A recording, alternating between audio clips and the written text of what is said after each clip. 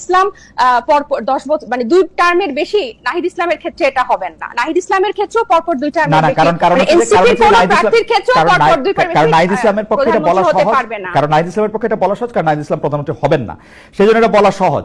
আমি যেটা বলতেছি সেটা হচ্ছে যে জুলাই মানে আজকের বাস্তবতায় জুলাই সনদ যদি এনসিপির তার মানে বাকিরা বলছে কারণ তারা শিওর যে তারা প্রধানমন্ত্রী হবে, তাই পটটা মানে ব্যাপারটা এরকমই তাই পটটা অনন্তকালের জন্য খোলা রাখতে চাচ্ছে। রাইট বিএনপি এরকমই মনে করতেছে, বিএনপি মনে করতেছে যে তারেক রহমান সাহেব প্রধানমন্ত্রী হবেন এবং তিনি যাতে আজীবন প্রধানমন্ত্রী থাকতে পারেন সেইটার একটা ব্যবস্থা যাতে করা যায়। জুলাই সনদটার ক্ষেত্রে আমার কাছে মানে আমি প্রশ্নটা আরেকটু প্রিসাইজ করি যে ধরেন জুলাই সনদটা এনসিপির পছন্দ হইল না, যেগুলি পৃথিবীর সবচেয়ে ভালো ভালো প্রস্তাব জনাব নাহিদ ইসলাম এবং তার দল দিয়েছেন সেইগুলি তাদের পছন্দ হইল না, সেই ক্ষেত্রে কি নির্বাচনের ডেট তখন দেয়া যাবে না? মানে আপনাদের টার্গেটটা কি, আইডিয়াটা কি যে জুলাই সনদটা ধরেন আপনাদের ভালো লাগবে না? আমাদের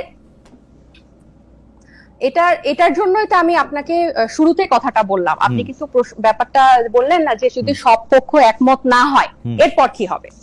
অপছন্দ না হওয়া মানে কি এনসিপি রাজি হচ্ছে না, এনসিপি একমত হচ্ছে না জুলাই সনদে যেভাবে আছে, তখন কি হবে, তখন কার কাছে যাবে? তখন আমাদের কথা হচ্ছে আপনি মানুষের কাছে জিজ্ঞাসা করেন, আপনি কি এই মানুষের কাছে জিজ্ঞাসা করেন তো একটাই উপায় নির্বাচন, মানুষের কাছে তো জিজ্ঞেস করার একটাই উপায় নির্বাচন। এই 6টা উপায় বলেছে খালেদ ভাই, এই জিনিসগুলো বাস্তবায়ন করার 6টা উপায় কিন্তু জাতীয় ঐকমত্য কমিশন বলেছে। নির্বাচনের আগে গণভোটের মাধ্যমে, নির্বাচনের সময় গণভোটের মাধ্যমে, গণপরিষদ নির্বাচনের মাধ্যমে, নির্বাচনের আগে অধ্যাদেশের মাধ্যমে 6টা পথ কিন্তু বলেছে। শুধু নির্বাচন বাদে বাকি, শুধু নির্বাচন বাদে বাকি সবগুলো আপনি যে না সেটাও আছে শেষের দিকে, কিন্তু মানে আপনি এখন গণভোট কেমনে করবেন? আপনার সংবিধানে গণভোট নাই, সংবিধান বাদ দিয়ে গণভোট করবেন? গণ অভ্যুত্থানে সংবিধানে কি গণ অভ্যুত্থান ছিল না? ছিল না, সংবিধানে তো গণ অভ্যুত্থান ছিল না, কিন্তু গণ অভ্যুত্থানের পরবর্তীতে সংবিধান মেনে শপথ নিছে সরকার, এই সরকার গণভোট কেমনে করবে? সেটা তো এটা এই প্রশ্ন, এই ব্যাপারটাই যখনই আমরা বলি যে গণ অভ্যুত্থান বা এতগুলা রক্তপাতের পথ পর এই সময় এটা পরিষ্কার সবাই বলে যে এই সরকার না এটা বলবেই এই সরকারের সবগুলি সাংবিধানিক সুবিধা নিয়ে তারপরে সংবিধান মানবে না, তা তো হইতে পারে না। সবগুলি সংবিধানের প্রোটেকশন নিয়ে তারপরে সংবিধান মানবে না, এটা তো হইতে পারে না। মানে এটা পরিষ্কার।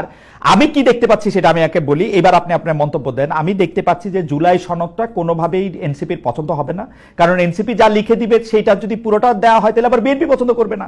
তখন বলা হবে যে জুলাই সনদ আমাদের পছন্দ হয় নাই, সুতরাং এখানে এখন নির্বাচন হবে না, গণভোট দাও, জাতীয় পরিষদ নির্বাচন দাও, এই দাও সেই দাও, জাতীয় নির্বাচন ছাড়া বাকি সব কিছু না। কারণ যেহেতু নাহিদ ইসলাম প্রধানমন্ত্রী হবেন না, সেহেতু নাহিদ ইসলাম অন্য কাউকে প্রধানমন্ত্রী হতে দিবেন না। আপনি বলেন না এই গণভোট দাও, গণপরিষদ দাও, এই সেই দাও, বাক্যটা এরকম না। আপনি গণভোট সরাসরি, এই যে আপনি আপনি যদি সরাসরি জিজ্ঞেস করেন যে আপনারা প্রধানমন্ত্রীর মেয়াদ 2 বছর 2 বারের বেশি চান কিনা জীবনে, ওনারা যদি বলেন গণভোটে যদি বলে যে হ্যাঁ চাই, তাহলে এটা হবে। ওনারা যদি বলে যে জাতীয় সাংবিধানিক কাউন্সিলের মাধ্যমে প্রতিটা বিষয় গণভোট হবে, প্রতিটা বিষয় তো আলাদা করা আছে না, প্রতিটা বিষয় গণভোট হবে। এত আপনি শোনেন, এই এক ব্যক্তি কেন্দ্রিক মানে একজন ব্যক্তিকে কেন্দ্র করে 3 বার সংবিধান সংশোধন হয়েছে। এত বড় একটা গণ অভ্যুত্থানের পরে কি আমরা সামান্য এই জিনিসটা করতে পারবো না? আচ্ছা এটা একটা বলেন তো, এক ব্যক্তিকে কেন্দ্র করে কোথায় 3 বার সংবিধান সংশোধন হয়েছে? 6ষ্ঠ সংশোধনী হয়েছে, এই যে আব্দুল সাত্তার তিনটা আলাদা ব্যক্তিকে কেন্দ্র করে 3টা সংশোধনী হয়েছে, এক ব্যক্তিকে কেন্দ্র করে 3টা হয় নাই। এক ব্যক্তি কেন্দ্রিক মানে 3টা। আচ্ছা মানে একজন পার্সন। আমি বলছি যে এই এবং এই গণ অভ্যুত্থানটার পর আমি বলছি কেন যে এই গণভোটটাকে কেন আপনারা এটাকে একটা ঝামেলার বিষয় মনে করছেন, যে হে গণভোট, গণপরিষদ, হ্যান ত্যান, এই ব্যাপারটা কিন্তু অনেকটা হালকা হয়ে যায়। এই ব্যাপারটাকে যখন আপনি আমরা হালকা করতে চাই না, মানে আমি দেখতে পাচ্ছি খুবই ভারী, গণভোট খুবই ভারী, কিন্তু আমার কথা হচ্ছে রাজনৈতিক দলগুলো যখন একমত হবেন না, রাজনৈতিক দলগুলো, আমার এনসিপির এটা পছন্দ হবে না, বিএনপির ওটা পছন্দ হবে না, জামাতের এটা পছন্দ হবে না, গণ অধিকারের এটা পছন্দ হবে না, তাহলে এই রাষ্ট্রের মালিকানা তো শুধু এই গুটি কয়েক রাজনৈতিক দল না, এই রাষ্ট্রের মালিকা তো জনগণ।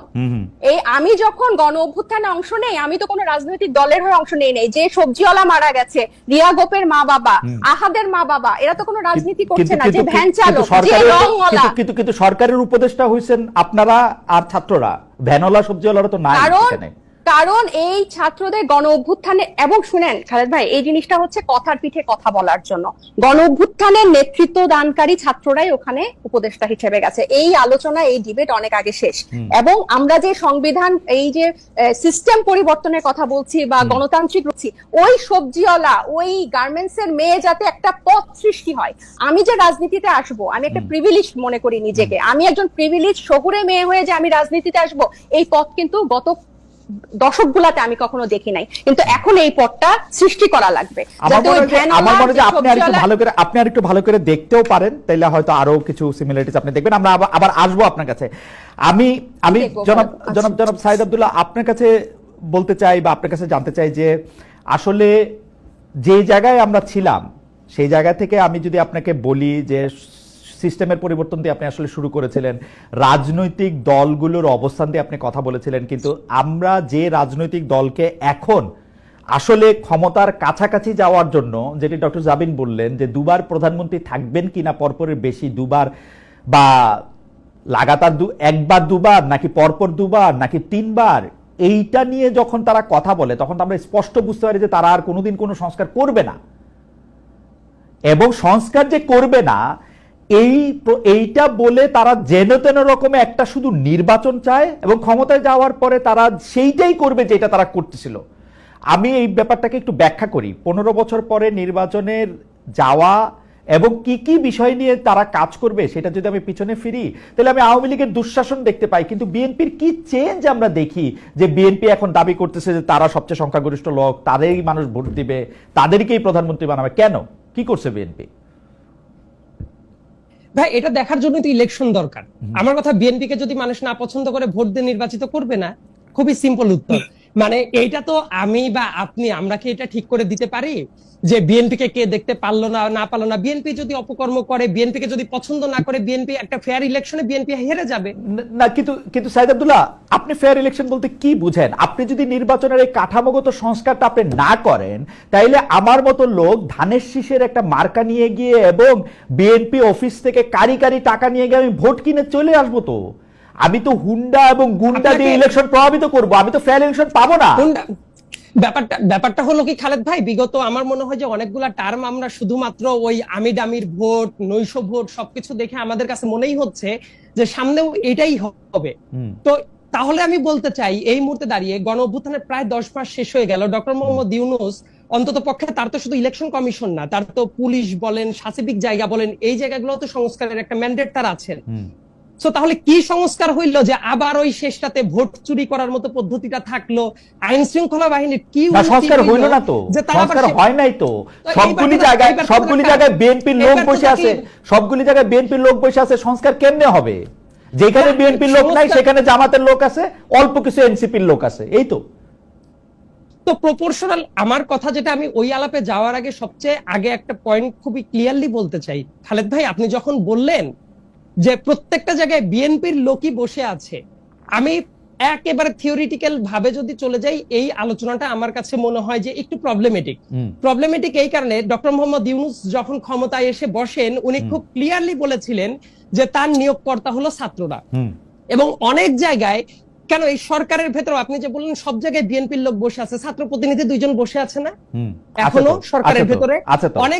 অনেক জায়গায় নিয়োগের বিভিন্ন জায়গায় যে ধরনের কথা বলছেন, এবং আমি প্র্যাকটিক্যালিটি যদি আরেকটা জায়গায় চিন্তা করি যে বাংলাদেশে এই মুহূর্তে সবকিছু বিএনপি কন্ট্রোল করছে, যখন আপনি এই জায়গাটা ধরে নিবেন, তাহলে তো বলে আমি উদাহরণ দেই সাইদ আব্দুল্লাহ, আপনাকে আমি উদাহরণ দেই। অনেক ক্ষেত্রে ডক্টর ইউনূস তার অসহায়ত্বর কথা প্রকাশ্যে বলেছেন, ইঙ্গিতে বলেছেন, আমি প্রকাশ্যে বলি।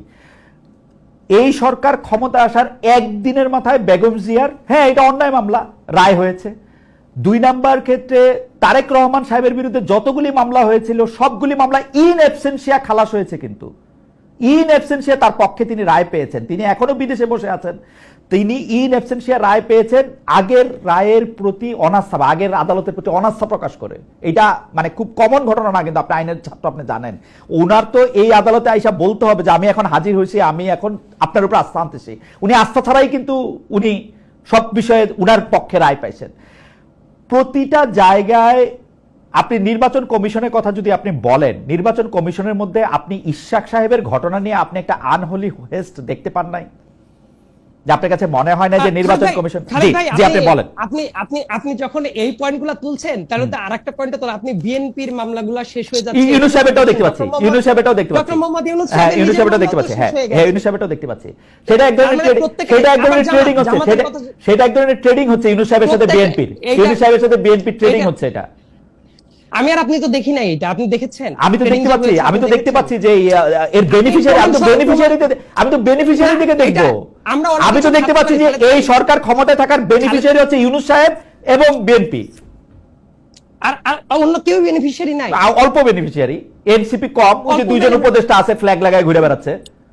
আছে এটার আবার একটা ঘটনাও আছে। ধরেন যে বিভিন্ন জায়গায় তাদের যে স্টেকের সংখ্যাটা, বাংলাদেশে তো অতীতে মোটা দাগে তো দুইটা দলই ছিল, জামাত ছিল, এনসিপি নতুন দল, তাদের সংখ্যার অনুপাতে দেখা যাবে যে তারা ওই পরিমাণ বেনিফিটটা পাচ্ছে।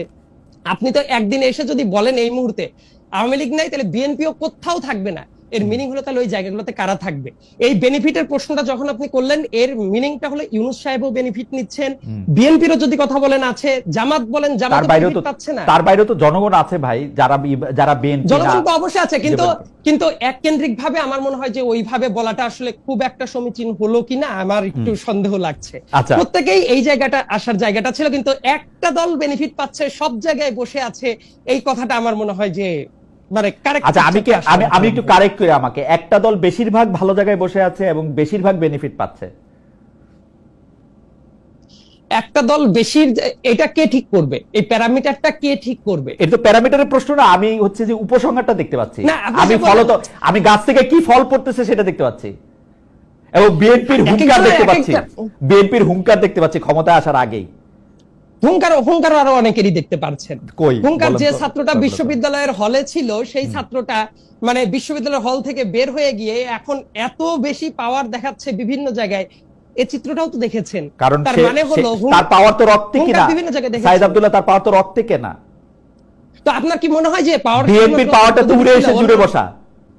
না, অ্যাবসলিউটলি নো খালেদ ভাই, এটা টোটালি অপোজ করার মতো একটা জায়গা। উড়ে এসে জুড়ে বসা যখন আপনি আচ্ছা ঠিক আছে, আপনি অপোজ করেন, আপনি বিশ্বাস করেন খালেদ ভাই, আপনি এটা বিশ্বাস করেন না? আমার বিশ্বাসের কথা আপনি বাদ দেন, আমার বিশ্বাসের কথা বাদ দেন খালেদ ভাই, আমার বিশ্বাসের কথা বাদ দেন। আমি অত্যন্ত রেসপেক্টফুল আমি বলছি, আপনি তো বললেন এটা উড়ে এসে জুড়ে বসে। আচ্ছা এটাকে আমি উদ্ধৃতি চিহ্নের মধ্যে দিলাম যে কেউ কেউ বলতেছে, কেউ কেউ কিন্তু এনসিপির বা যে ছাত্রের কথা আপনি, ছাত্রছাত্রীর কথা আপনি বলতেছেন, তার যে অধিকারটা আদায়ের জন্য যে সে রক্ত দিছে সেটা আমি চোখে দেখছি।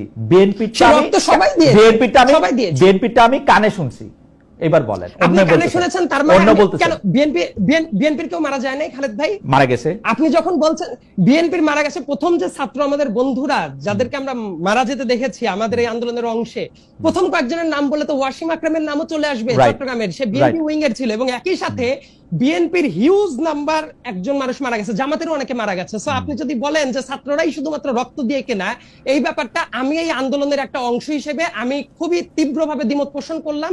এই জায়গায় রাজনৈতিক দল থেকে শুরু করে প্রত্যেকেরই খুব বড় রকমের স্টেক আছে। সো তাদের রক্তগুলো আমার মনে হয় যে সবার দেখা উচিত খালেদ ভাই। যদি আমরা না দেখি তাহলে কেউ আমাদের বলতেই পারে রাজনৈতিক দলগুলো, কিন্তু রাজনৈতিক দলগুলো না, সাইদ আব্দুল্লাহ আপনি রাগ করেন না, এবং যারা বিএনপির সমর্থক আছে তারাও রাগ করেন না, কিন্তু আমি জিনিসটারে যেভাবে দেখি সেভাবে আমি বলি যে রাজনৈতিক দলগুলির অংশগ্রহণ ছিল, কিন্তু বিএনপিকেও কিন্তু বারবার বলতে হয়েছে যে এটা একটা রাজনৈতিক আন্দোলন না, যাতে সব মানুষের আন্দোলন এটা হয়। তো এই সব মানুষের আন্দোলনটাকে কারা নেতৃত্ব দিছে? ছাত্র জনতারাই নেতৃত্ব দিছে। এটা ছাত্ররা সামনে ছিল, ছাত্রদের সামনে দেখে উৎসাহী হয়ে আরো অনেকে আসছে, আমরাও এটার মধ্যে, আপনি অনেক প্রত্যক্ষভাবে অংশগ্রহণ করেছেন, আমরাও একটু দূরবর্তীভাবে অংশগ্রহণ করছি, কিন্তু উদ্দেশ্যটা ছিল সিস্টেমটা পাল্টানো, যেটা আপনি এটার মধ্যে শুরু করছিলেন। এখন আপনি শুধু আপনার একটা প্রেফারেন্সের জন্য ওই সিস্টেমটার কাছেই আবার আটকে থাকতেছেন কিনা, কখনোই বলছি না আমি কিন্তু কখনোই বলি নাই এক্স্যাক্টলি অ্যাজ ইট ইজ সিস্টেমটা থাকবে, এটা আমি কখনোই মনে করি না। অনেক জায়গায় চেঞ্জ আসার দরকারটা আছে, কিন্তু বর্তমানের সংকটটা কোথায় চলে গেছে খালেদ ভাই, প্রথম কথা আমি কিন্তু ব্যক্তিগতভাবে যেটা মনে করি, এই আন্দোলনটা, গণ অভ্যুত্থানটা, এটা সবার মানে সবার, এমনকি আপনাদের মতো যারা জার্নালিস্ট আছেন তারাও কি পরিমাণ ত্যাগ স্বীকার করেছেন না। একই সাথে আমি আরেকটা জিনিস বিশ্বাস করি, এই জায়গাটা এসে যাতে এটা ডেডলকে না পরিণত হয়, যে এই যে অনেকেই যে বলে এই সংকটটা আপনি যে আলোচনাটা টানছেন এটা প্রেমিসটা কি, এটার জায়গাটা হলো যে সংস্কার নাকি নির্বাচন। খালেদ ভাই আমি যদি একটা কাউন্টার প্রশ্ন করি, আপনি কি কখনো মনে করেন যে সংস্কারের কোনো নির্দিষ্ট সীমা আছে যে ওই পয়েন্টে যাওয়ার পরে সব সংস্কার শেষ হয়ে যাবে, তারপর দেশটা জান্নাতুল ফেরদৌসে চলে যাবে? সাইদ আব্দুল্লাহ, আমি কিন্তু সংস্কার না নির্বাচন এই মুখোমুখি অবস্থানের মধ্যে আমি এটাকে কখনো নিতে চাই না। আমি আপনাকে সরল একটা প্রশ্ন করছি, সেটা হচ্ছে যে আপনি সিস্টেমটার পরিবর্তনটার ব্যাপারে যেভাবে কাঙ্ক্ষিত হচ্ছেন না, এবং এটার মধ্যে থেকে আমি শুধু আপনাকে ভাইবা দেখতে বলতেছি। আপনি বলতেছেন এই আন্দোলন সবার, এই সবার মধ্যে কি আপনি এনসিপি রে বাদ দিতেছেন, বৈষম্য বিরোধী ছাত্র আন্দোলনটা বাদ দিতেছেন? তাদের যখন আপনি রাখবেন, তাদের যখন রাখবেন তখন তাদের কথাটা শোনার জায়গাটাও তো আপনার রাখতে হবে না। অবশ্যই সবাই তো মতামত দিবে, আমি যেটা তাদেরকে তো আপনি বিলিভ করি, হ্যাঁ অবশ্যই সবার মতামতটা থাকা উচিত এবং সব মতামতের পর ভিত্তি করে আমরা বোধহয় একটা গ্রাউন্ডে চলে আসতে পারি। ইয়েস, সবাই সব পয়েন্টে একমত হবে না, আমি এখনো ততটা নৈরাশ্যবাদী না যে সবাই মোটামুটি কিছু পয়েন্টে একমত হবে, এটা আমি অবিশ্বাস করি। আপনার কাছে কি মনে, আমি সরাসরি জিজ্ঞেস করি আপনার কাছে কি মনে হয় না যে বিএনপি সংস্কার সম্পর্কে একটা সাংঘাতিক রিজিড অবস্থানে নিয়ে, এবং দুই এই আন্দোলনের ভাগাভাগি জায়গায় মানে বিএনপির এটা স্বীকার করতে অসুবিধা কোথায় যে বৈষম্য বিরোধী ছাত্র আন্দোলনের ছাত্রদের নেতৃত্বে শেখ হাসিনাকে এখান থেকে সরাইতে হয়েছে, এখানে কার কি কৃতিত্ব ছিল সেগুলি বলার দরকার তো বিএনপির নাই, নাকি আছে? আপনি কি মনে করেন ওই কৃতিত্বটাও বিএনপি নিতে হবে? এই কৃতিত্ব আসলে আপনি কি শুধু বিএনপিকেই দেখছেন, আর কেউ সেই কৃতিত্ব দাবি করছে না বিভিন্ন জায়গায়? আমি আর কারো কথা ভাবতেছি না, আমি বিএনপি কেন এই কৃতিত্বটা নেয়ার ভাবার কথা ভাবতেছি এটা আমি ভাবছি। বিএনপি কখনোই বলেছে যে বিএনপি একক কৃতিত্ব নিচ্ছে, অথবা বিএনপি কখনো বলছে যে আমরাই লিড দিয়েছি? এই দুইটা বাক্য খালেদ ভাই কোথাও বলেছে বিএনপির কেন্দ্রীয়? কাছাকাছি, প্রায় কাছাকাছি কথা বলেছে। না, কিন্তু তারা বলেছেন যে বিএনপি না থাকলে নাকি এই আন্দোলন হইতোই না। সেটা প্র্যাকটিক্যাল কারণ, সেটা ভিন্ন অনেক আলোচনা থাকতে পারে, সেই আর্গুমেন্টে আমিই যেতে পারি। কিন্তু খালেদ ভাই আমি আপনার কথাটাকেই ধরে আমি বলছি, বিএনপির কেন্দ্রস্থানীয় কেউ কি এই দাবি করেছে যে বিএনপির নেতৃত্বেই আন্দোলন হয়েছে? একটা যদি উদাহরণ আমি পাই তাহলে মনে করবো আপনি যে পয়েন্টটা তুলেছেন না, এরকম বিএনপির নেতৃত্বে আন্দোলন হয়েছে সেটা বলে নাই। বিএনপি যে দাবিটা করে বা আপনি যে দাবিটা করেন, আপনার দাবিটা আমার কাছে খুব সুন্দর লাগছে। সেইটা হচ্ছে যে আপনি বলেন যে একটা জায়গাকে অনেকবার আঘাত করা হলো, 100টা আঘাত করা হলো, 100তম আঘাতে গিয়ে ওইটা ভাঙা পড়লো, তাহলে কি আপনি 100তম আঘাতের কৃতিত্ব দিলেন কিনা? তো সেটা হচ্ছে যে বিল্ডিং এর জন্য ঠিক, এই আন্দোলনের জন্য ঠিক না। এই আন্দোলনটাকে আমি ফুটবল খেলার মাঠের সাথে তুলনা করতে পারি, যেখানে মধ্যে হচ্ছে সারা মাঠ অনেক খেলা হলো, গোল দিল হচ্ছে তাজনুবা জাবিন। আমি তাজনুবা জাবিনকে স্কোরার বলবো, আপনাকে না, আনফরচুনেটলি। আপনি স্কোরার বলবেন, কিন্তু কোনোদিন কি খালেদ ভাই এইটা বলে যে যে স্কোর করেছে সেই একমাত্র ক্রেডিট দাবি দেয়? হ্যাঁ, অনেকটাই বলে। হেডলাইনটা স্মরণ করেন, মেসির গোলে হারালো অমুক তমুককে। সেটা হেডলাইন, কিন্তু সবসময় কি এটা হয় খালেদ ভাই? বেশিরভাগ সময় হয়। বেশিরভাগ সময় না। আপনি ফুটবল খেলার কথা বলেন, ফুটবল আমারও অনেক প্রিয় খেলা, কিন্তু আপনি যখন চিন্তা করবেন যে একজন স্ট্রাইকার গোল দিল শুধুমাত্র সেই জিতিয়ে নিয়ে আসলো, এই জায়গাটা বোধ হয় যে ফুটবল খেলা আমার কাছে মনে হয় যে তাদের কৃতিত্বটাকে নিয়ে ভাগাভাগি করতে যাওয়াটাই এইটা বাংলাদেশের রাজনীতিতে একটা আনফরচুনেট জায়গা হচ্ছে। তাদের কৃতিত্ব তাদের জায়গায় দেওয়া দরকার ছিল। এবং একটা কথা বলি খালেদ ভাই, আমার পার্সোনাল অপিনিয়নটা বলি, আমার মনে হয় যে তাহলে আপনি একটু খুশি হবেন। জি, যারা আন্দোলন করেছে আমরা তো সবাই সহযোদ্ধা মানুষ, এবং আমি দৃঢ়ভাবে বিশ্বাস করি এই আন্দোলনটা যখন থেকে শুরু হয়েছে, এই যে বৈষম্য বিরোধী ছাত্ররা যারা ছিল তারা নেতৃত্বস্থানীয় জায়গায় ছিল, এইটা কেউ অস্বীকার করা কারো জন্যই কখনোই উচিত হবে না। একই সাথে এই পয়েন্টটা এইভাবে আসা উচিত, তাদের আন্দোলনে কোটা সংস্কার আন্দোলনটা শুরু হলো, কোটা সংস্কার আন্দোলন ধীরে ধীরে গণ অভ্যুত্থানের দিকে এগিয়ে গেল, এবং রাজনৈতিক দলগুলো খুবই গুরুত্বপূর্ণ রোল প্লে করেছে। মানে ছাত্রদের স্টেকও থাকবে, রাজনৈতিক দলগুলোকেও আপনি একদম নালিফাই করে দিবেন, সেটাও একটা নালিফাই। আমার মনে হয় যে নালিফাই প্রশ্নটা কোথা থেকে আসলে এটা আমি বুঝতে পারতেছি না। সাইদ আব্দুল্লাহ, আমরা আবার আসি আপনার কাছে। অনেকেই এই কথাও বলে যে রাজনৈতিক দলগুলো কিছু ছিল না, রাজনৈতিক দলগুলো এই কথা বহু মানুষ বলে, রাজনৈতিক দলগুলো কিছু ছিল না। আমি কিন্তু উল্টাটা দেখি সাইদ আব্দুল্লাহ, আপনি এটা একটু বিবেচনা করে দেখবেন। আপনি দেখবেন বিএনপির লোকেরা বলে মানে কি করলে জানি কে ভেসে যাবে। বিএনপির লোকেরা বলে দৌড়ানি দিলে বঙ্গোপসাগরে গিয়ে পড়বে। আরেকজন বলে, এরকম রেটরিক কি শুধু বিএনপির লোকজন বলছে, অন্য কেউই বলছে না? সংস্কার প্রস্তাব না মানলে সেই প্রস্তাবটা কোরআন শরীফেরই বিরোধিতা করা হবে, এমন কথা কেউ বলে না? ও হ্যাঁ হ্যাঁ, এগুলিও বলে। আবার এনসিপির অনেকে এমন কথাবার্তা বলে যেটা রাজনৈতিক দলকে, যেমন দুই একটা বলেন তো, আমার চোখে গেল নাকি? যেমন শেষ করে যেমন শেষ আমি আপনাকে ওকে সাইদ আব্দুল্লাহ, আসতেছি আপনার কাছে। সাইদ আব্দুল্লাহ